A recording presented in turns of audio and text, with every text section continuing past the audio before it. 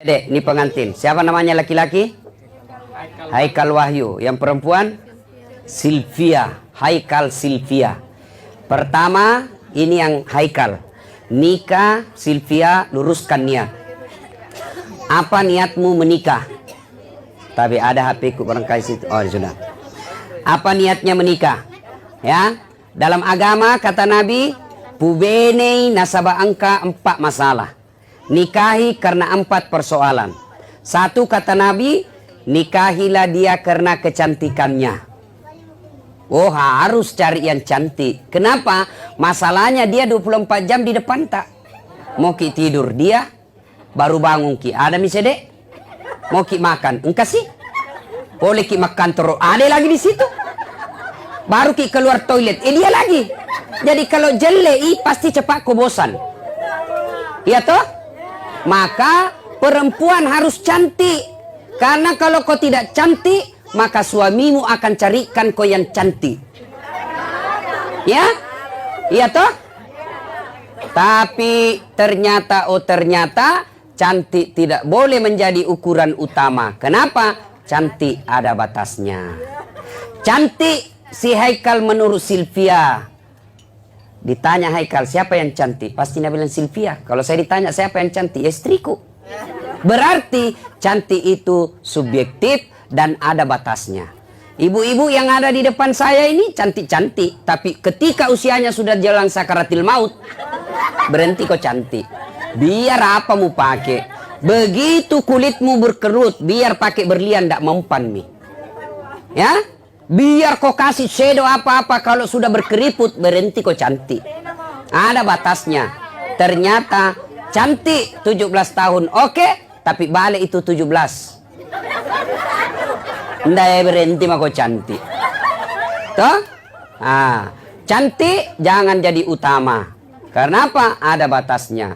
Karena batasnya itu hanya fisik. Makanya orang berkata, nikah itu jangan kau bayangkan saja di tempat tidur. Kalau di tempat tidur kau bayangkan, maka siap-siap kau kecewa. Tidak lama itu. Tidak lama. Makanya disebut bulan madu. Pendek bulan madu. Tidak dibilang tahun madu. Iya kan? Masih pengantin baru. Masya Allah. Onderdil masih bagus. 3 anak. Hancur nih. Dah? Yang kedua, kata Nabi, nikahilah dia karena keturunannya. Perlu ditahu. Mana rasa maka de tomato atariolo, itai digambokna, digendokna, diganenekna. Tapi ternyata keturunan tidak boleh menjadi patokan utama. Kenapa? Ada orang bapaknya baik, anaknya bajingan. Bapaknya Nabi, anaknya membangkang, Nabi Nuh. Ada orang bapaknya tidak baik, anaknya jadi nabi. Siapa? Ibrahim alaihissalam. Bapaknya bajingan, anaknya jadi nabi. Ibrahim alaihissalam. Jadi keturunan tidak boleh menjadi patokan utama. Sebab apa? Dia tidak menjadi mutlak. Yang ketiga kata Nabi, nikahilah dia karena kekayaannya. Itulah sebabnya nenek Tariolo makada, komelo kama benena, sapak ko yarong kay monroy maceke-ceke. Kode gaga monrema cekeng buat sampuk kau tu. Maka ketika kau menikah, cari kau yang ada mi. Paling tidak 1 tambah 1 menjadi 2. Jangan sampai 1 menjadi 1 tambah 1 menjadi 0. Perlu. Tapi ternyata kekayaan tidak boleh menjadi patokan utama. Kenapa? Bapaknya kaya tapi 11 anaknya. Si penrasa no tu warisan. Iya toh? Maka laki-laki yang baik, jangan kau hitung warisannya mertuamu. Lelaki yang baik, dia berdiri tegak di atas kakinya dengan kepala tegak. Karena dia tidak menggantungkan ekonominya sama mertuanya. Kasih tahu ini besok. Ketemu mertua, Pak, tanggung jawab anak tak.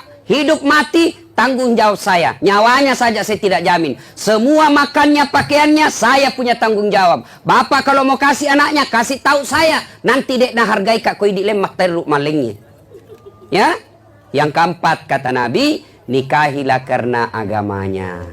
Oh, bertanya mahasiswaku, kenapa agama nomor 4 Ustaz? Mestinya nomor 1. Betul agama nomor 4, tapi ada stressingnya. ada di situ koma. Utamakan agamanya, karena dengan agama kau dapat semuanya. Kalau kita ada lagi orang cantik, ya, ada orang cantik mukanya, bapaknya lagi bajingan. Ada lagi kaya, jelek lagi mukanya. Ada lagi cantik, miskin lagi. Maka mencari dia tommi kaya, dia tommi cantik, keturunan ulama, kemudian bagus lagi agamanya. Mengumpul ini 4, 1 perempuan sangat sulit. 100 belum tentu ada 1.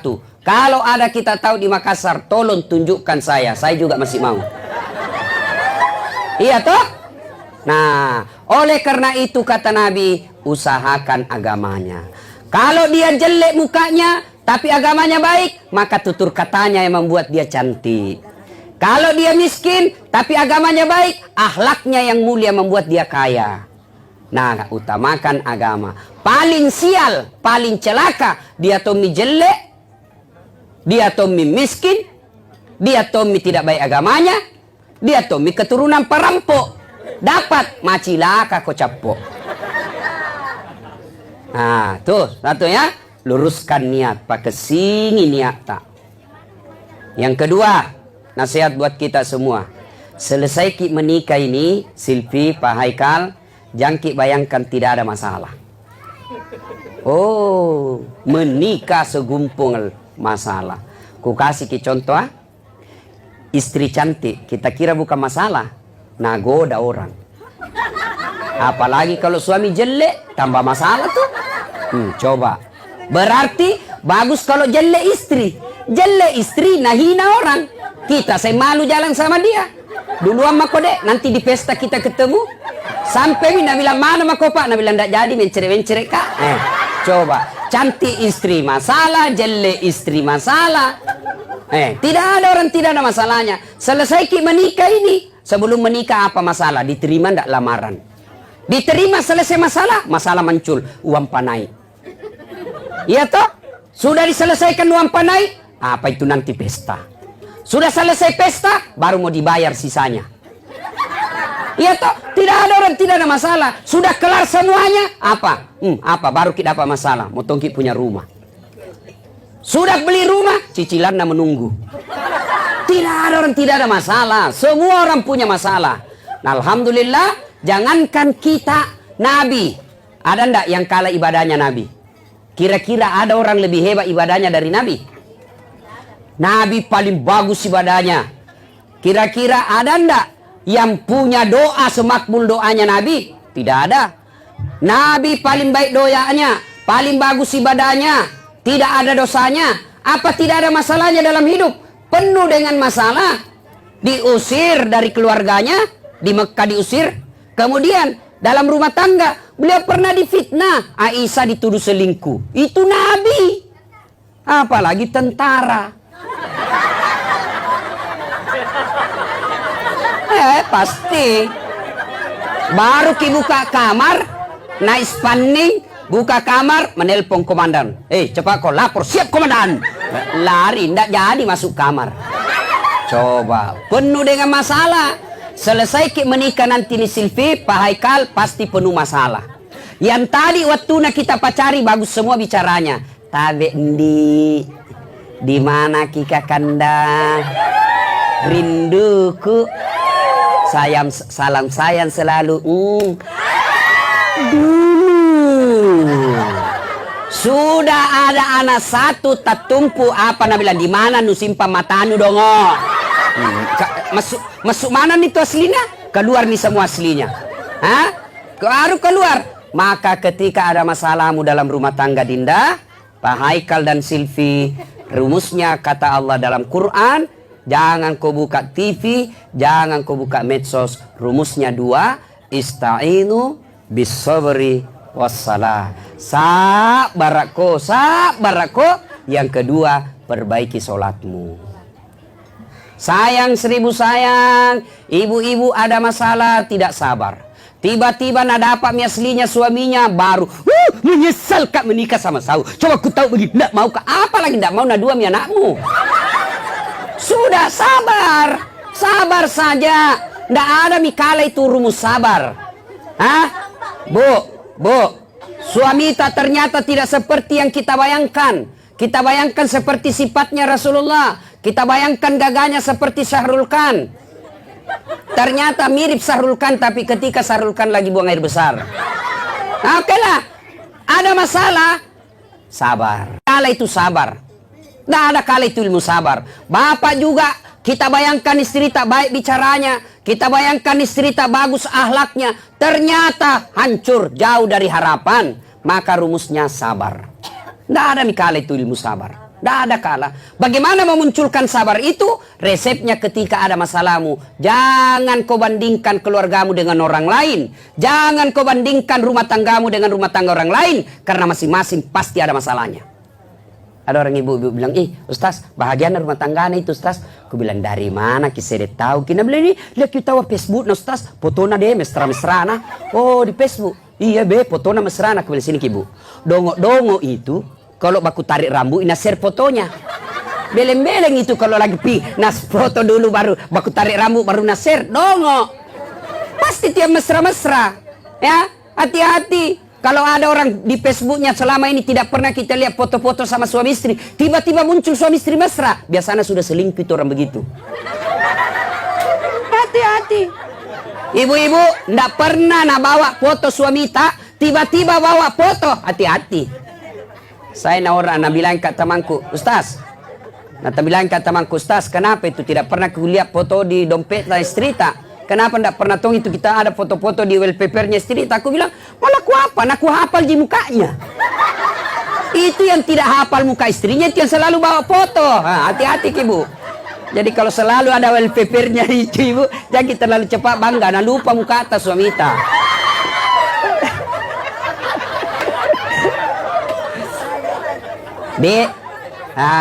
Yang kedua, resepnya ketika ada sabar, apa ucapan? Sabar itu misalnya lagi duduk-duduk lagi mengaji-ngaji, tiba-tiba datang istri tak akan datuk kepala tak, bodoh ini. Sabar. Oh, bukan sabar itu, beleng-beleng. Sabar itu ketika ada masalah, apa kita ucapkan?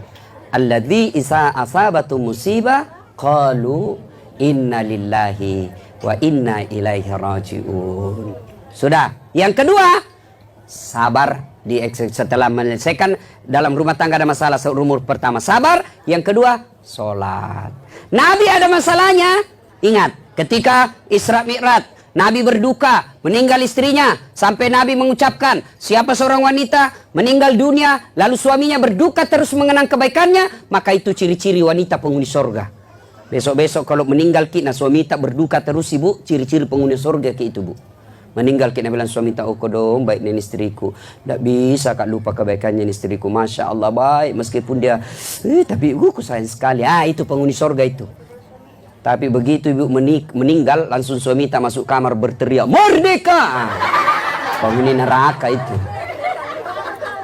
Kadang itu perempuan batina sakang. Ada itu perempuan sakang sekali deh.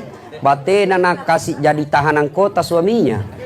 Wajib lapor 24 jam. Baru 1 jam pergi menelpon. Di mana kok Pak? Di mana? Takut lisu kok? Ini suaminya. Ya. Nah, begitu ada masalah deh, Silvi, Pak Haikal, jangkit curhat di Facebook di.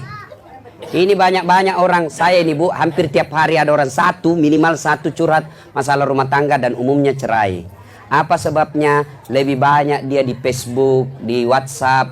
Oh, dia share fotonya temannya reuni sama cowok, ada suaminya. Nggak menghargai laki-laki. Masa kau pergi foto berdua kau share di Facebook baru ada suamimu? Kau tidak hargai perasaan suami itu.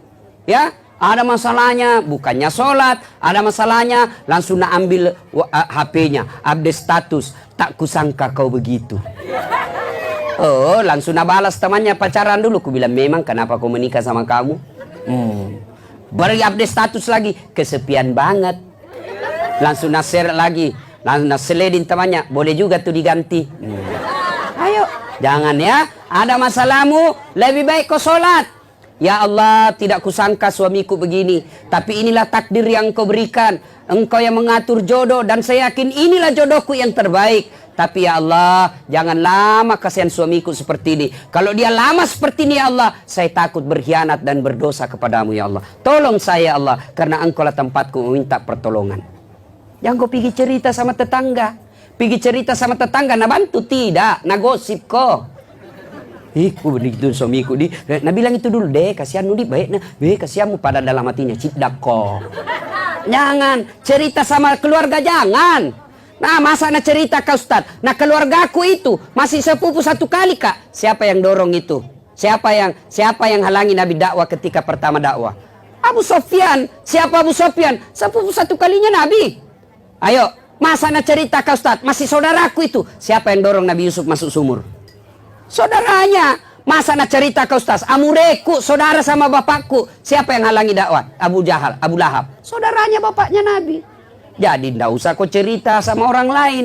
Lebih kau bangun tengah malam, sholat hajat, sholat tahajud, minta pertolongan kepada Allah. Tiba-tiba didapat WhatsApp, kuliah suamimu. Kuliah suamimu sama cewek lain. Berbaik sangka ki. Oh, ini kau dong pulang kerja berarti ngerangkap ki ngojek. Tenang perasaan. Tenang perasaan. Ya, itu ibu baru cerita cemburu nih. Mentong ini ibu-ibu ini. Baru dicerita, majalo sih. Nah, Bapak, saudara-saudara sekalian, begitu ada masalah, ista'inu bisabri wassalah. Panjang yang kita murekan tapi waktu yang terbatas. Jadi, ada masalah tak? Yang ketiga sekarang. Kalau mau ki bahagia, jangan ki konsultasi psikolog. Rumusnya gampang. Birrul walidain. Hargai orang tua tak. Tidak ada rumah tangga yang bahagia kalau kurang ajar sama orang tuanya. Pasti itu. Orang tua itu tadi Sylvia orang tua tak 2. Indok tak si bambok tak. Sekarang menjadi 4. Ambokna laketa, indokna laketa menjadi 4. Begitu juga suami. Tadinya cuma 2 orang tuanya, sekarang menjadi 4. Tidak boleh dibedakan antara orang tua dengan mertua. Sama derajatnya dalam Quran. Ya, maka kalau datang mertua tak sopan ki. Datang mertua tak hargai. Jangan baru datang mertua, baru duduk, nah tanya kapan ki pulang mak. Orang baru tiba. Coba, jangan begitu. Tidak ada rumah tangga yang bahagia kalau kurang ajar sama orang tuanya. Maka reset, kadang kala ada rumah tangga, sopan sekali sama suaminya bosnya. Bosnya suaminya, sopan sekali sama suaminya. Bosnya, tapi dia tidak hargai mertuanya, tidak bakal kau bahagia. Birrul walidain. Ya. Maka saya ku bilang sama istriku, boleh marah sama saya. Boleh kau maki-maki saya. Boleh kau lempar kepalaku, yang penting tidak nak kena. Satu yang tidak boleh. Jangan lalu kau lukai perasaannya mamaku. Begitu orang tuaku kau lukai perasaannya. Wabillahi taufiq wal hidayah. Istri belum tentu kita jodoh sampai saya ajal. Tapi orang tua tidak ada. Biar kau cuci saya seluruh air yang ada di dunia, tidak akan menghilangkan darah dalam dagingku. Tuh ya. Paham baik-baik itu. Nah ini nasihat buat pengantin. Ini sekarang nasihat buat kita ini. Ya. Nah, 1. Ini kita semua. Biasanya kalau ada pengantin begini, paling banyak orang tidak sholat. Terutama ibu-ibu.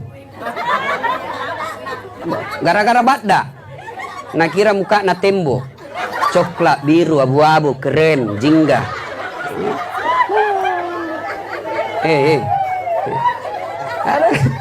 Jangan pakai baku lihat-lihat ibu. Coba nih. Yang kedua, selain gara-gara makeup ndak sembayang, gara-gara apa? Jilbab. Saya ini keliling-keliling mak ceramah hanya ada di Indonesia yang seperti jilbab sakaratil maut. 3 lapis, ada talina di lehernya, ada kiring-kiringna, 17 cipi-cipina, 7 pentulna, ada kayak pohon di belakangnya. La haula wala quwata illa billah. Susah mi nak kasih goyang lehernya, karena ikai susah goyang lehernya begini mantuk. Ma pakai itu anu narokna juga sempit, begini jalannya. Beleng-beleng. Ketawa baru dirinya nak kena. Coba. Baru datang di suaminya. Diam ki, sudah balik, sudah bi. Datang di suaminya. Nah bilang suaminya, ibu, Haji no tuh Ke telu lo umroh, lo mas sampaja loro nih. Melo tamas serak. Apa Nabi bilang? Dan lihat nih jilbabku susana dipakai.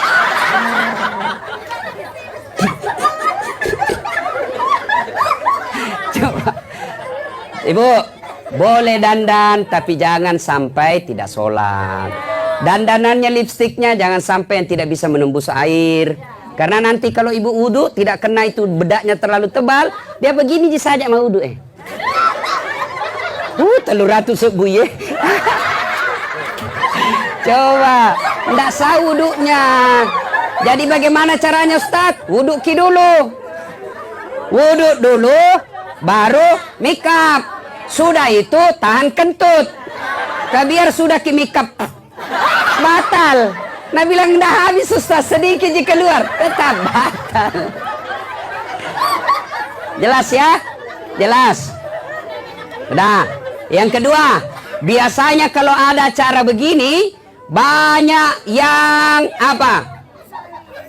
Datang bawa dosa, pulang bawa dosa. Kenapa dosa? Nah celah semua orang. Mulai kuenya orang nak celah, nak buka. Dia nak cerita tapi mata dan bibirnya dong. Nah, nak celah, kayak basi mi, baru membungkus.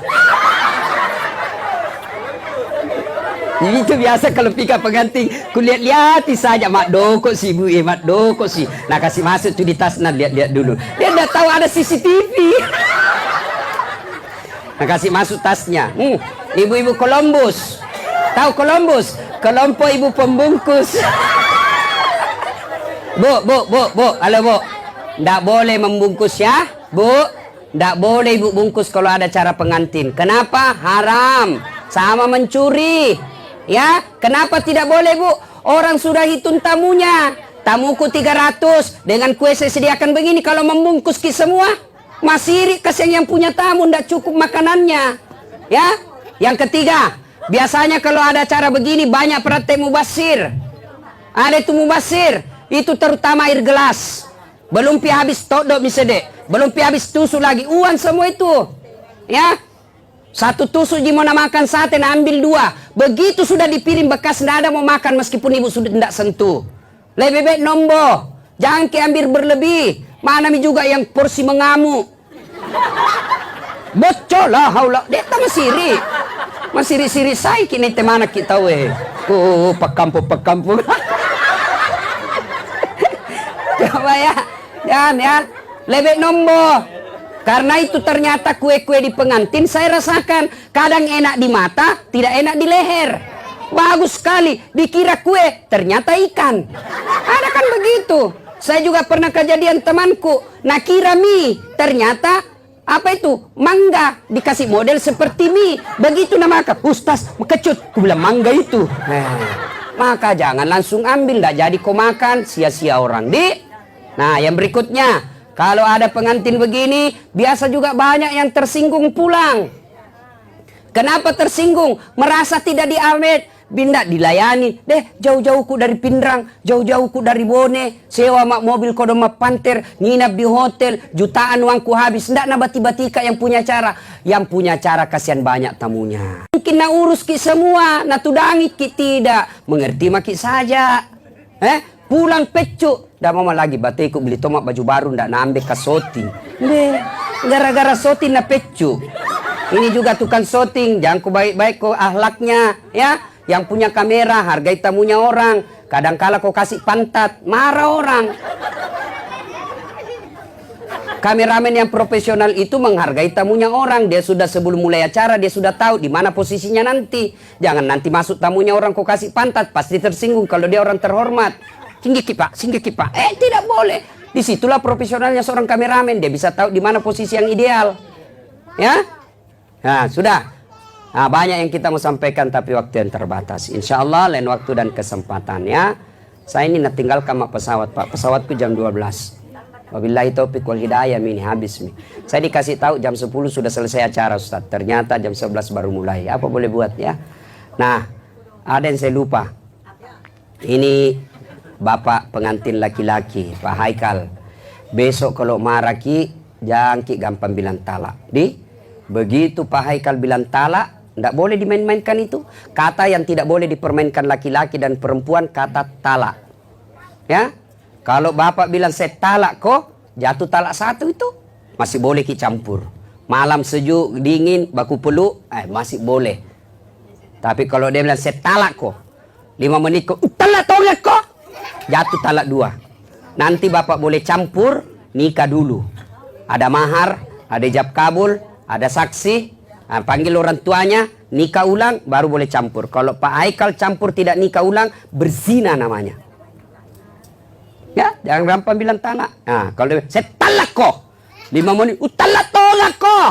Keluar dari talak kok cilaka. Talak 3. Nanti boleh campur, kita cerai dulu dia. Kemudian ini menikah dengan laki-laki lain, ternyata tidak baku cocok dengan laki-laki tersebut, dia cerai lagi, maka bapak harus menunggu 3 kali dia haid, baru nikah ulang, baru boleh. Itu kalau talak 3. Ya, belum jatuh sertifikatnya di pengadilan agama. Itu urusan waris mawaris di dunia. Urusan yang saya sampaikan tadi adalah urusan akhirat. Jangan gampang bilang talak. Bagaimana kalau perempuan Ustaz bilang talak. Biar sampai di atas pantatnya. Kenapa? Hak talak ada sama laki-laki, bukan sama perempuan. Demikian, mudah-mudahan ada manfaat. Lebih dan kurangnya mohon dimaafkan. Nun wal kalami misrun billahi fi sabilil haq. Assalamualaikum warahmatullahi wabarakatuh.